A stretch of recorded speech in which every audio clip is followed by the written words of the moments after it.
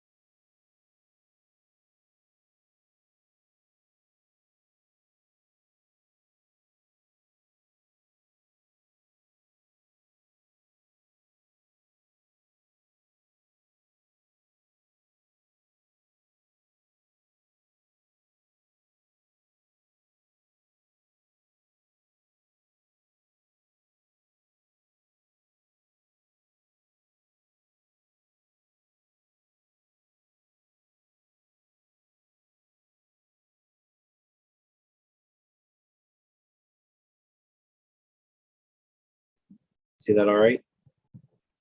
Yes, it's good, Aaron.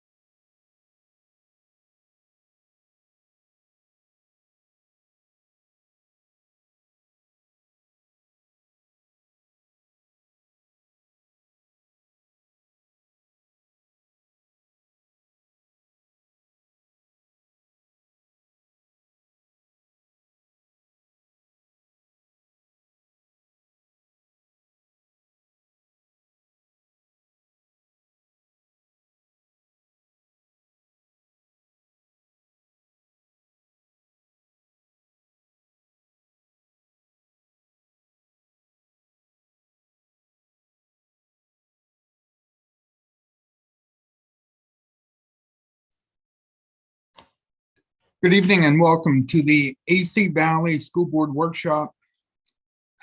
It's July 11th, 2022. The workshops are conducted virtually, and the link to access the workshop is always posted at the acvsd.org website. During this workshop, I'll provide school board members with information that will help clarify agenda items and open it up for discussion when needed. And as a friendly reminder, please keep your computer muted until you're ready to speak. And if you have a comment or question, please just jump in. And at this time, Madam Secretary, could you please conduct the roll call? Carrie Armagost.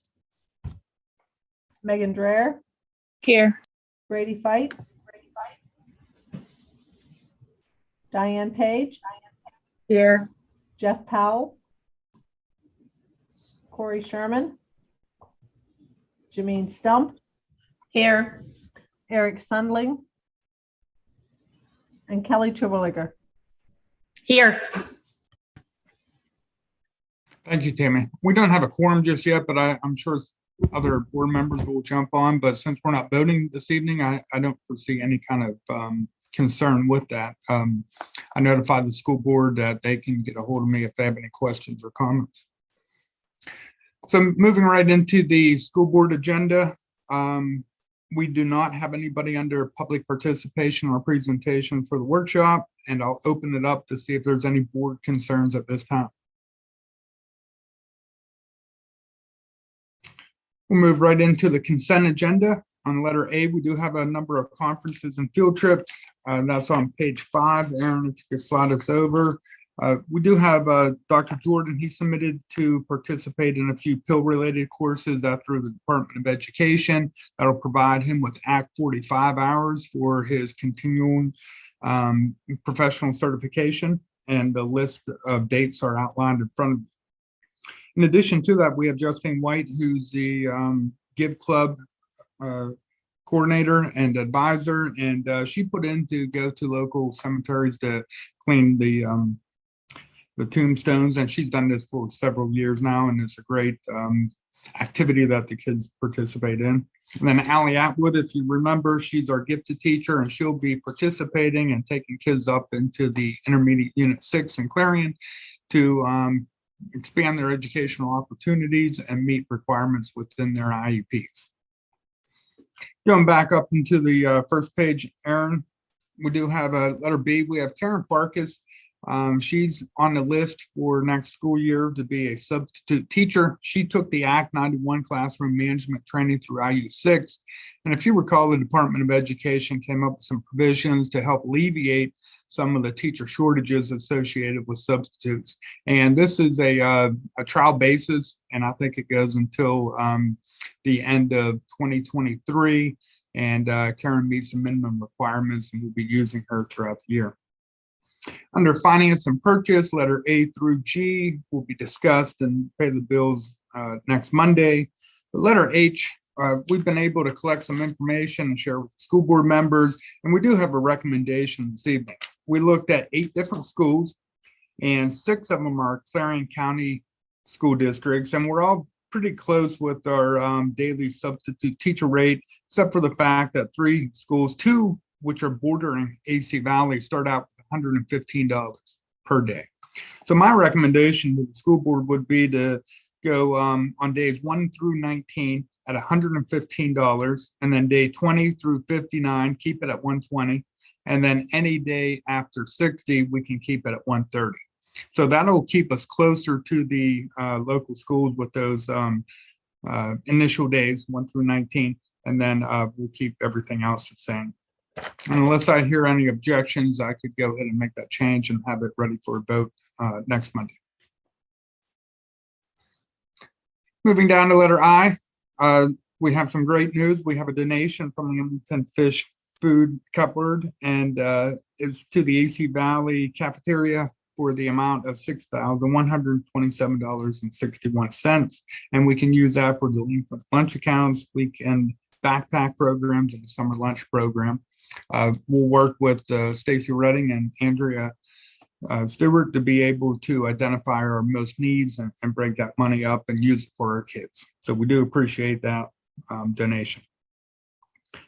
Letter J is a second year of this agreement with the Cranberry Area School District.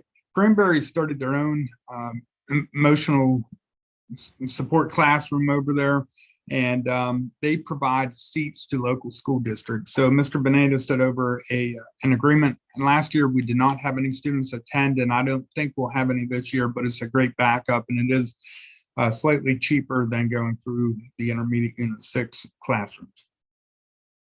Letter K, this is a discussion point that I'll ask Andrea to weigh in on, but we do have a CD maturing from Farmers National Bank of Emlenton. It's the estimated amount currently at $453,929.72.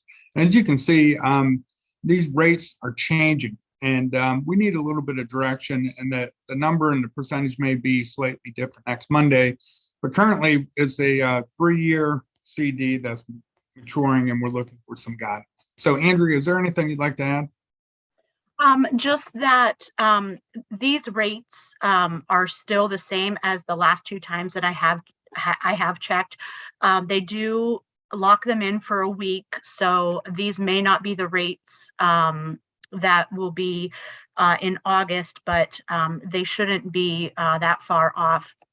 And I put the prices on there to show what we would be getting at each different rate.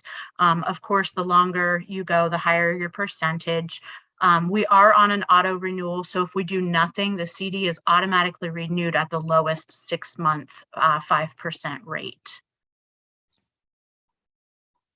Do we have any thoughts as far as where we want to be, or do we want to have the same printout next Monday, and then we can make a discussion and vote in a number of months for that CD?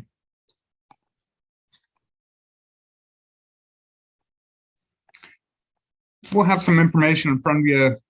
We'll leave the motion blank, and then we can add the percentage and the number of months we'd like to invest that CD. Moving on to page 2 under personnel, letter A. We do have a couple items in front of you that Jody Shakely had been the point of contact for, and since she had retired, we are making a recommendation to make Courtney Chalmers a focus point of contact. And if you recall, Focus is our student information system. It replaced the old MMS. And we need somebody to help out with report cards and just be the resident expert. And Courtney's picked up the program quite well. I did discuss it with her. She had talked to Jody, and they've been through some training. So she's in agreement to be the focus point of contact for a yearly stipend of $1,000.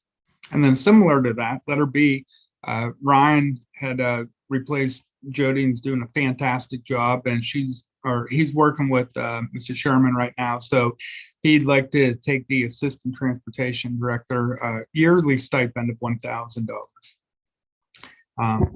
I think they'll both do a fine job. It'll probably be a bit of a learning curve, but they also have Jody, who's just a phone call away.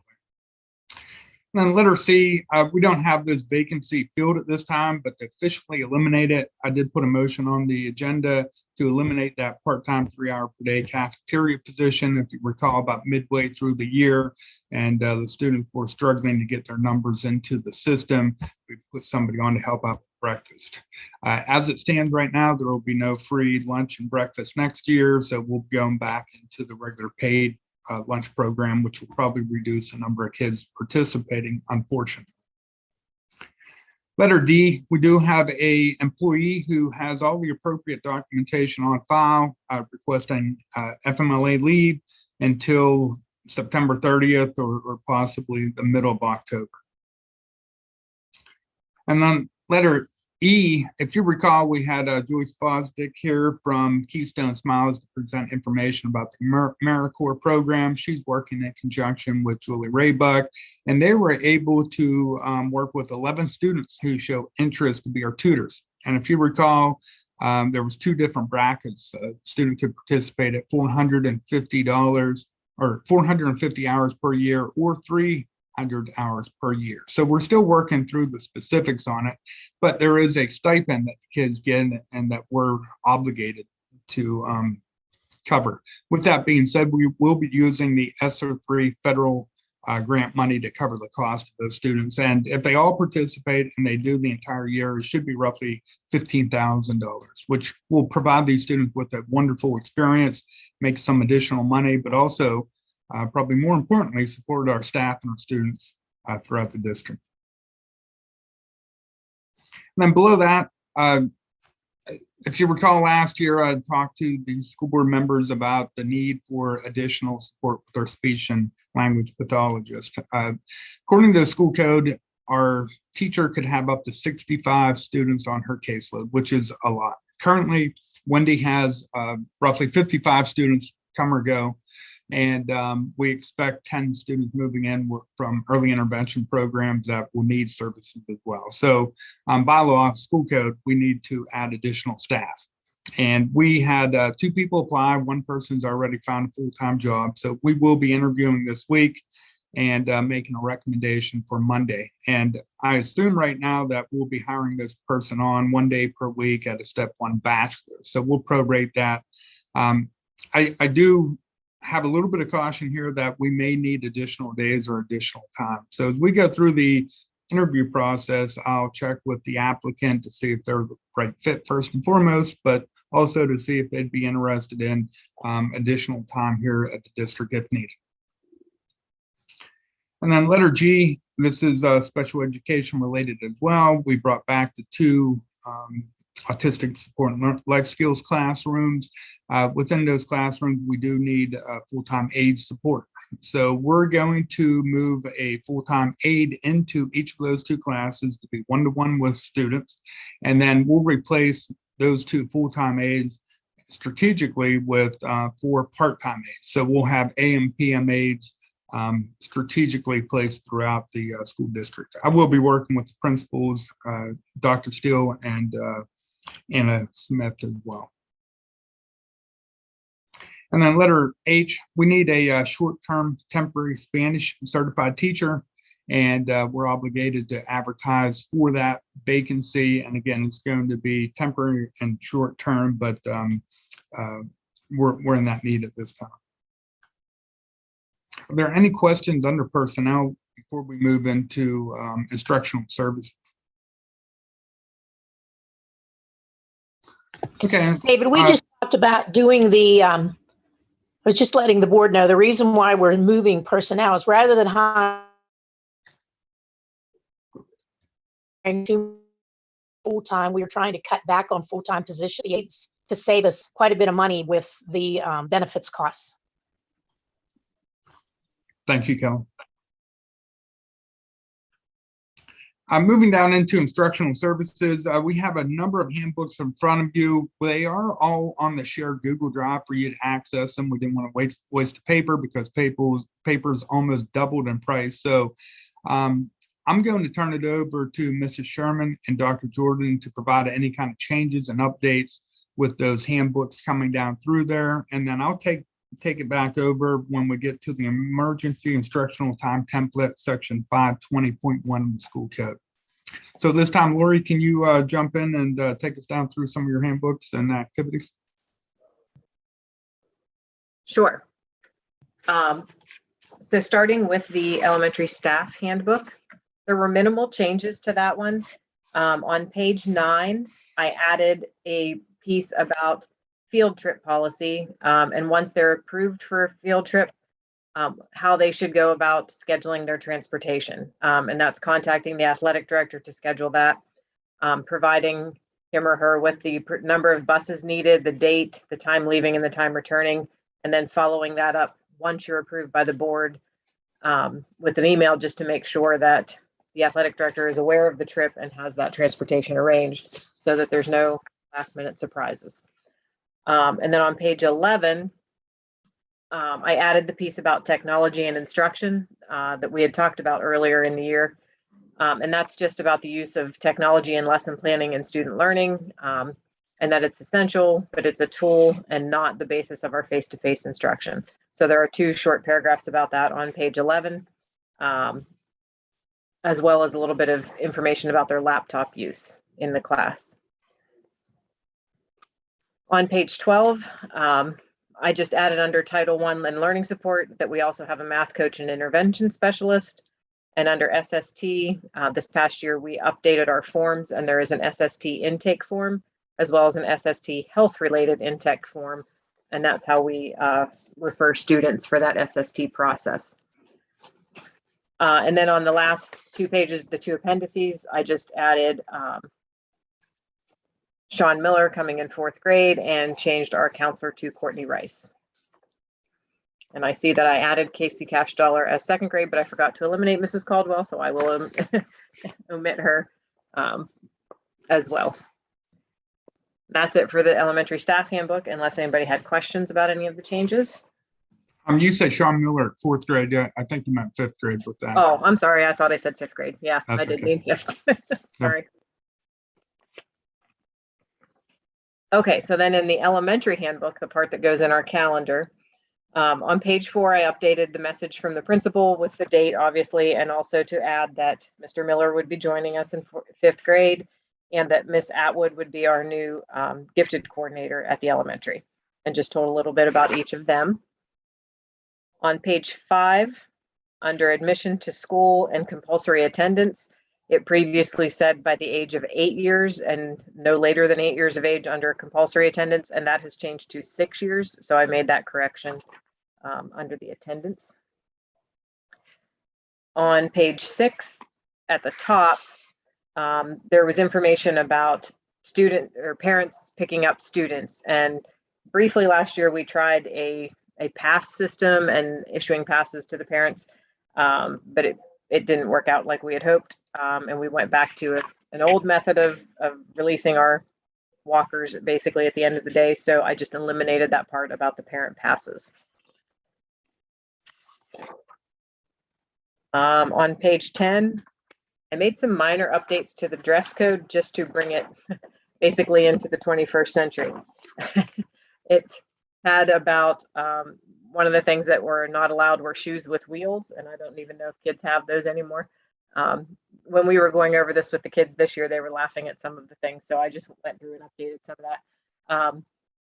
They have sunglasses on there, and we agreed that sunglasses outdoors were okay. It's sunglasses indoors, so we added that. And the part about leggings and tights made it sound like you're not allowed to wear leggings and tights, so we reworded that to explain that you can wear leggings and tights with something over them that meets the dress code. So that was the only updates to the dress code. On page 12, under bus regulations, I added a number 6 to that list to address the kindergarten students needing to be met at their bus stops in the afternoon by an adult. When I came to the elementary and started with transportation, the bus drivers just kind of let me know that that was their policy, that they don't drop a kindergartner off if there's nobody there to meet them, unless they have an older sibling that can walk with them to the house. But we have had several instances where a bus driver will call me and say there was nobody there to meet, student A. So then I have to get a hold of the parents, and we figure out how the bus is going to meet them, or they bring the student back to the school and the parent picks them up there. But then when I looked at the handbook, there was nothing in there about that. And it did happen several times this past year. So I decided to add that as a number 6 under bus regulations, so that kindergarten parents are aware that they need to have somebody there to meet them at the bus stop. 14, I just changed Mr. Grasha to Stacy Redding under the cafeteria. And on 15, under student activities, again, it was just an update. It was talking about cancellations, and one of the things it said, one of the activities or programs that it talked about was Saturday school, and we don't do that at the elementary, so I just eliminated that. And then I also on that page changed the student insurance paragraph after talking with Andrea. It had talked about information that we send home with all the students, and we don't do that anymore. So it just states that if they're in need of student accident insurance, they are to contact the district office, and then Andrea will assist them.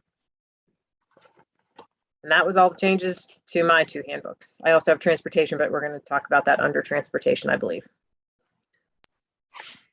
And then Jenny Lowry, she submitted her musical events for the year. You have that within your packet for both elementary band as well as the senior high school chorus as well. And then I think Bill will take over with cyber. Yeah, I'd like to start with the cyber handbook. And just so everybody knows, we don't have a whole lot of changes to most of the handbooks at the high school. But the cyber handbook and the student handbook, I do have a few there that I'd like to discuss. One of the issues that we have encountered over the last year, and some of it's due to COVID and the issues surrounding COVID, but it's really about attendance. And when you're talking about our cyber program, attendance gets even trickier. The question is always asked, what is attendance? And typically what we've described as attendance in our cyber program is logging on each and every day and completing the daily assignment that's given in the cyber course. But a lot of students, the reason they take the cyber route to their education is because it does give them some flexibility.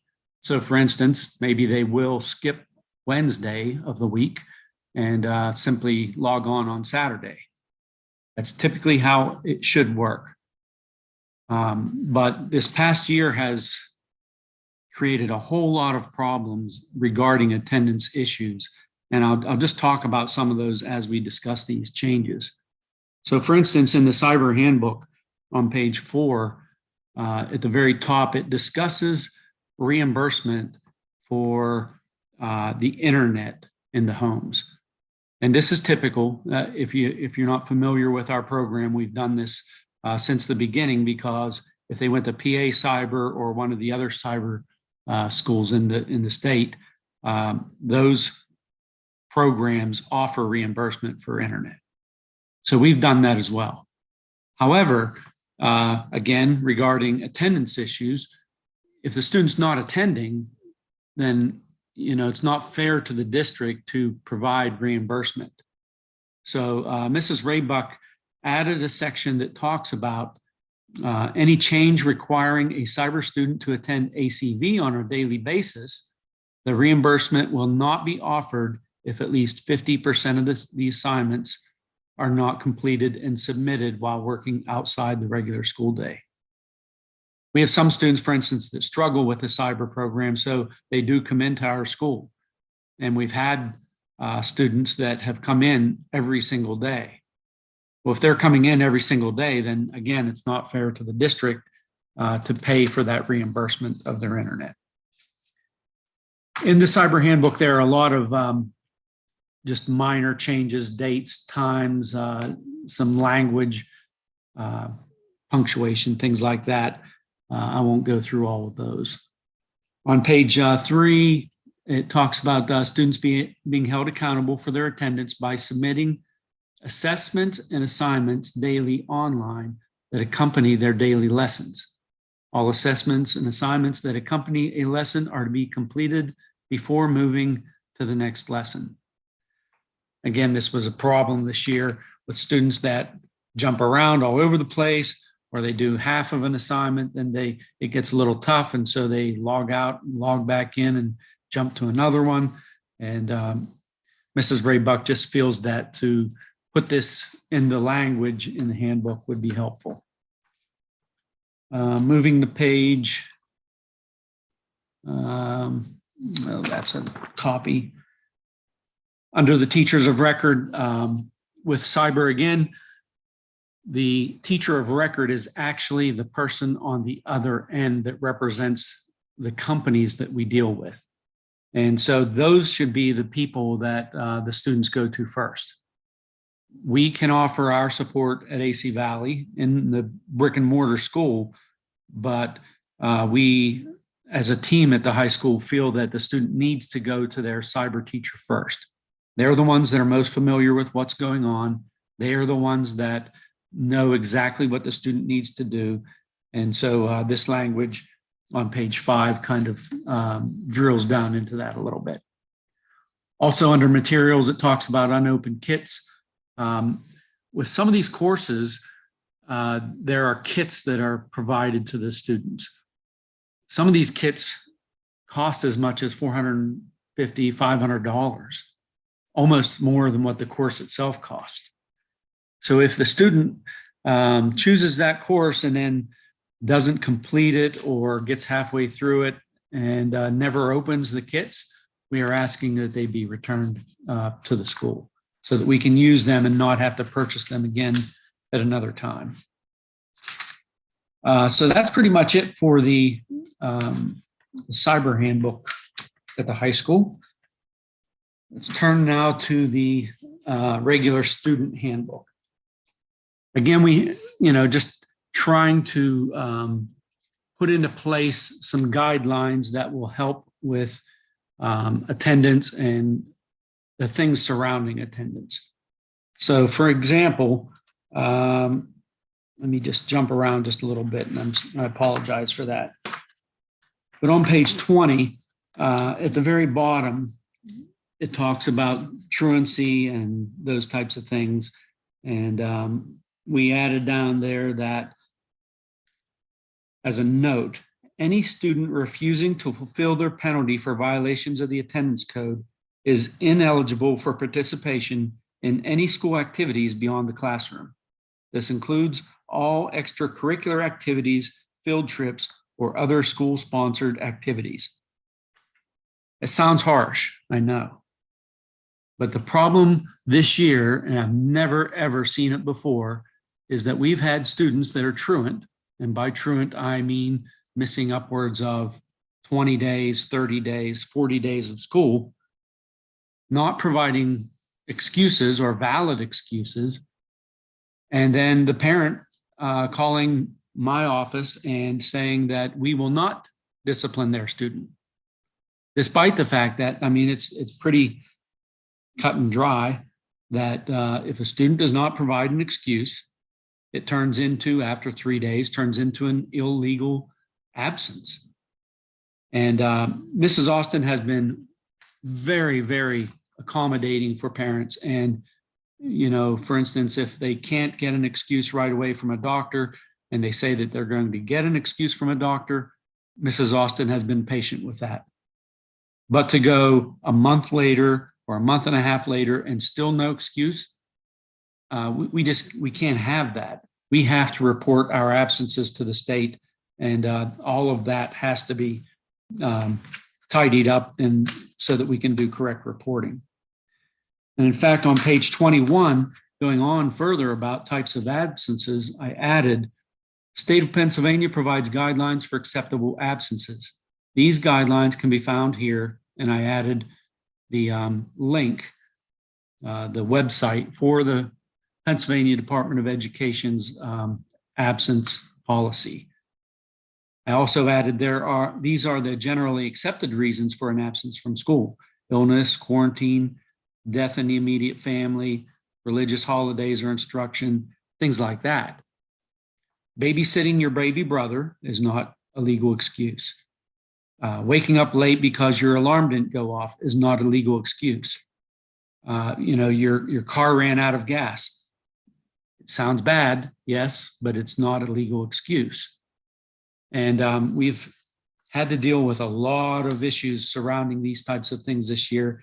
And when we try to enforce the discipline, going back to the last comment, it's been a problem. Parents that have just outright refused to allow me to discipline their students because of truancy. Moving on, just so you know too, I added that statement at the bottom of the discipline code also. I did have one parent this year, and again, I've never encountered this before, and this was simply for a lunch detention. And they came right out and said, "You will not discipline my student." And that's not how this works. And we can't be having that. So I added that under the conduct code rubric as well. Moving on page 24, I added our PBIS rubric as disciplinary guidance so that parents can see what the appropriate behaviors are and students can easily and quickly refer to that rubric. And just like Lori down in the elementary, we tweaked out some changes in our dress code. This is feedback from staff, feedback from parents, and feedback from students. It's difficult, and it happens more to the females, but it's difficult to find clothing that doesn't have holes in it or rips in it. You've seen the style, and we just wanted to tidy up some of that so that there are not holes that expose areas where it would be distracting or just not a good place. So we added some things there. No clothing style that exposes undergarments or the bikini area, and things like that. Also, we added on there a little piece that the administrative team will decide whether a dress code violation has occurred by using the three-pronged principles of, number one, is it the dress or the item distracting? Number two, does it cause a safety concern? Or number three, is it offensive in some way to those around him or her? So those are the real issues that stand out in the handbook. Just as a side note too, at the very end of the handbook, we are putting in there a little helpful piece for parents. They can make copies of it or cut it out, but it's excuses for absences or tardiness. And just so the board knows how our process works. When a student is absent or tardy, say on Monday, on Tuesday, Mrs. Austin calls them down to the office first thing in the morning and asks them if they have an excuse for that. On Wednesday and Thursday, she does the same thing. So she does that for 3 straight days. On the 4th day, then she calls the parents and tries to initiate a little bit more contact so that we can get the validation of what that excuse was for. This has been, again, a real problem this past year, and I'm hoping that moving forward, as COVID is left in our rearview mirrors, that the attendance issues kind of die out. Does anybody have any questions on those 2 handbooks? Okay, on my teacher handbook, by the way, I did update the discipline code rubric the same as I did in this handbook, and that is the only change in that handbook. In the athletic handbooks, there are no changes whatsoever. Thank you very much, David. That's all I have. Thank you, Bill. Dr. DeTulio also submitted the music events for the AC Valley Band for 22-23. And if you've reviewed them, please do. And we're open for comment on there. I think they all look pretty good. The only item he does not have down, and I do want to add, is playing at graduation. Even though we have graduation date to be set, we really missed the band this past year. Now, a very important item, the emergency instructional template section 520.1. Just keep in mind that we've utilized this provision the last 2 years. I'm just going to read a little bit of information directly from PDE. To provide predictability for planning purposes, flexibility for schools mitigating the spread of COVID-19, and for families that request periods of remote instruction for their children as a result of the pandemic, PDE will follow the same practices that was implemented during the 2021 school year, which is to consider the COVID-19 as a global pandemic. So we have a 1-year provision, and just keep in mind that our number 1 goal is to be face-to-face. We'll monitor any kind of county designation or changes, case counts, whatever. If we have to close down a certain area, quarantine people, we will. Last thing we want to do is go remote. But with that being said, we have the exact same plan in place that we did back in the 2021 school year. The goal is to be here. If we have to go completely remote, we will. We'll utilize the Google Classroom as well as learning packets. And we even have the blue-white schedule. If we had to cut it down and really increase social distancing, then we can bring in half the students, part of the week, the other half, the other part, and use Wednesday as a cleaning day. So nothing changes as far as our original plan, but I do have the updated template in front of you. After Monday's meeting, Kelly and I will sign off on it, and I'll submit it to PDE, and then we'll have flexibility. Again, I hope that we don't have to utilize that at all, but if we do, it's good to have that in place. And then on the top of page 3, according to the ESSER documentation, we have to review the health and safety plan each year, or I'm sorry, every 6 months. So we did it in January, and again, it's in front of you. I've made some changes to it, relatively slight changes, and very vague at this particular point because there's not a whole lot going on. The plan itself changed very little. We'll follow CDC guidance and recommendations. There are a number of items that need to be addressed within the plan, which is self-screening for COVID-19 symptoms.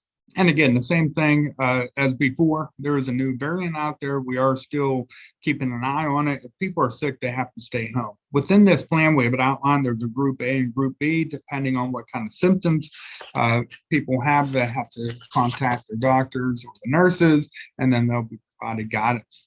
Number 2 is communicable diseases reporting procedures. And again, we'll follow the same reporting as we've done in the past. I have a link in the PDE. We'll contact the CDC or the PA Department of Health if needed. Number 3 is practice good hygiene, and that doesn't change. Washing your hands before you eat, and don't touch your eyes, cover your mouth when you cough. Number 4 is face coverings, and right now they're optional, and both not only in school but also on transportation. And I just put down the statement that we'll follow CDC guidelines if anything changes. Cleaning and disinfecting your workspace. Nothing changes with that. We'll have Bill Allen come back in to train the teachers. We've been doing a good job within the district. Number 6 is maintaining physical distance. And as a recommendation to do our best to maximize to the extent possible, separating out students and staff. And we have and continue to do so. Number 7 is staying informed of the CDC guidance related to travel. And right now it's very vague. There's no masking with travel. So, I have the information aligned with that. Number 8 is monitor communications and confidentiality. Again, that's within our school district. We don't talk about COVID just like any other sickness or disease. If there's somebody sick, they will be reported, but it won't be talked about in the lounge or in the hallways, for example. Number 9, participate in required trainings. And again, as I alluded to earlier, part of our whole mitigation effort is to ensure that our staff is aware of the chemicals that are being used and a safety demonstration on how to clean up their work area. And then number 10, stay informed and maintain best practices. And again, that's documentation through CDEC, communication through the Department of Education and the Department of Health. And then finally, number 11 is contact tracing, isolation, and quarantining. And I just put down that we'll follow the recommendations for the CDC concerning contact tracing. That really got limited at the end of last year. It went from a major report into a weekly report from the superintendent into only report if you had any cases. And so hopefully, as Dr. Jordan said, COVID's in the rear mirror.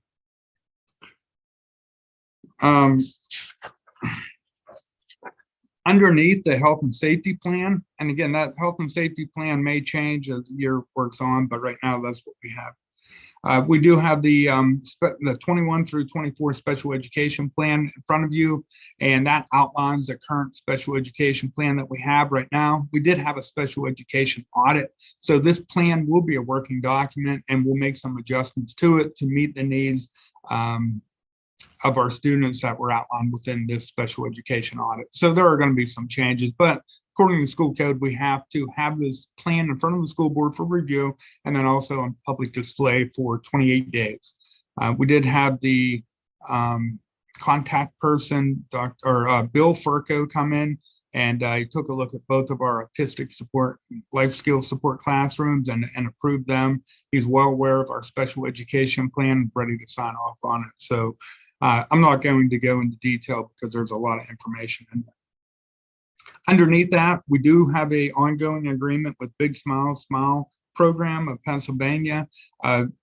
We do have to have a dentist program in here. Nurse Holly works with this program, and once we get the contract, we'll have it on file. But just for auditing purposes, we do have an ongoing agreement.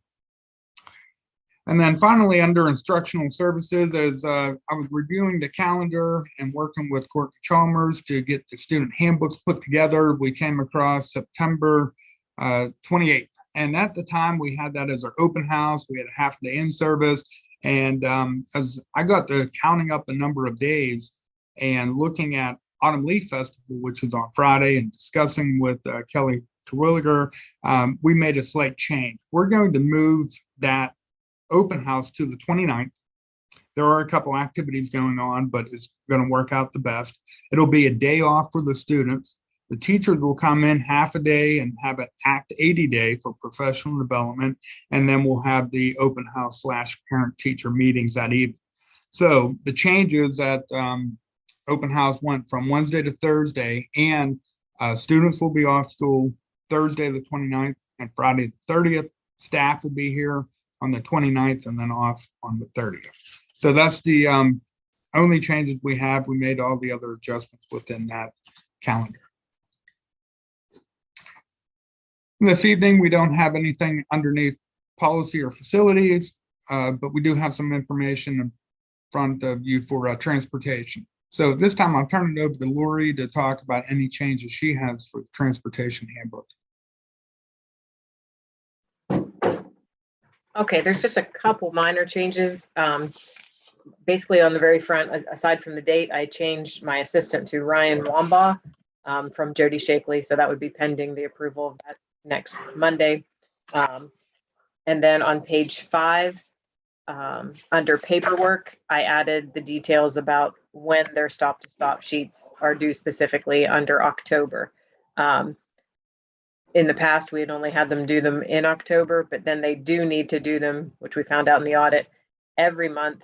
And so I require them to have that in to Ryan by the second Friday of the month. And then he keeps track of that and files it so that we have it on track for our reporting. And they should also be updating those to reflect any changes in the route throughout the year each month. So I just added that piece under October on page 5, and that was the only changes in the transportation handbook. Thank you, Lauren. Yep. And the next two items are related back to the cost per mile for extracurricular transportation as well as van routes.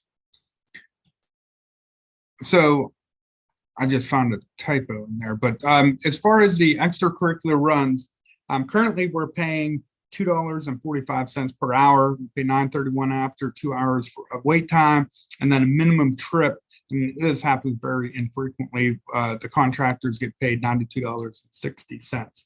So we collected through Lori and myself information. We tried to, everybody pays a little bit different. So we took the 3 schools that are closest to us, averaged out their per mile cost, and we came to $2.56. So the recommendation that we have is to increase the rate per mile to $2.56 and keep everything else the same for 22-23 school year. And then we did a very similar task to the van miles, and this isn't just extracurricular, this is van transportation. So I'm going to make a fix on that for the voting meeting. But we took the 5 closest schools that had very similar information as, or should I say dynamics as AC Valley, and we collaborated and pulled up the general cost of $1.61 per mile.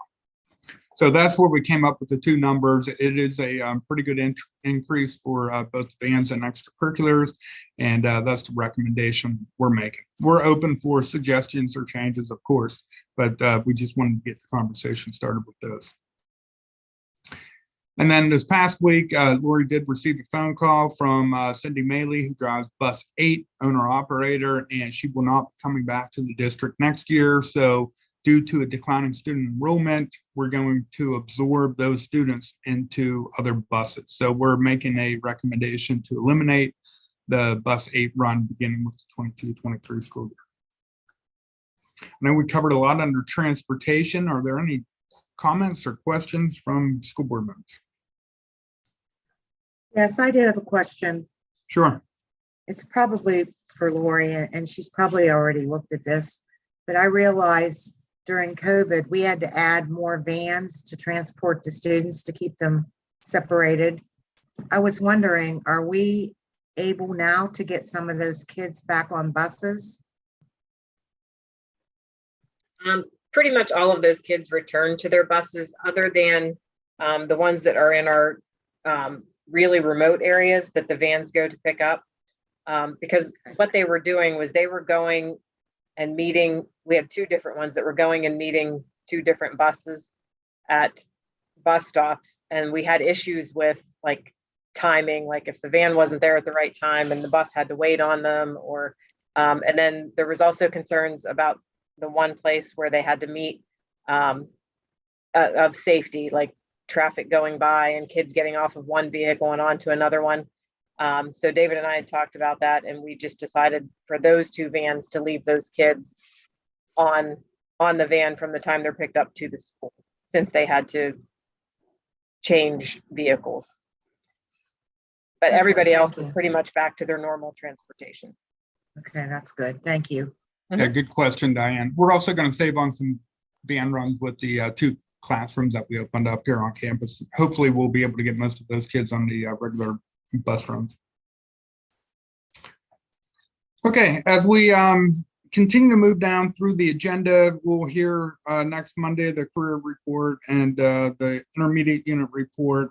And under correspondence, we do have a couple of letters. The one comes from the new Penn West University. It came from Dr. Miller specifically. He's the Senior Vice President of Academic Affairs, just providing an update in the official change, and all the current agreements that we have with Claremont University remains the same.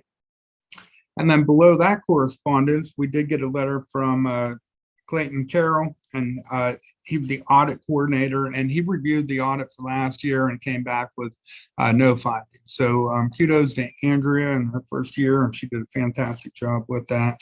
That's a little bit of information.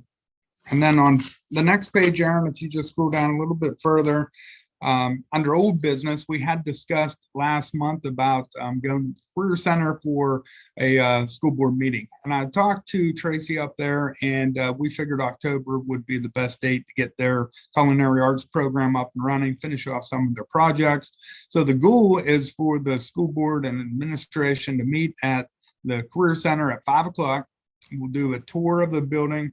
We'll have dinner and support the culinary arts program, and then we'll move right into the meeting at 6 p.m. And I'll continue to remind you, and Tammy will make some postings within the district as well.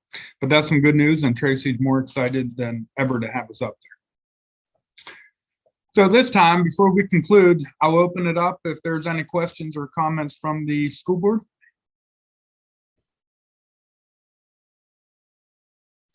Hearing none, we must have done our work tonight. So we'll see everybody next Monday. It'll be a face-to-face meeting in the elementary cafetorium at 6 p.m. And thank you all and have a wonderful evening.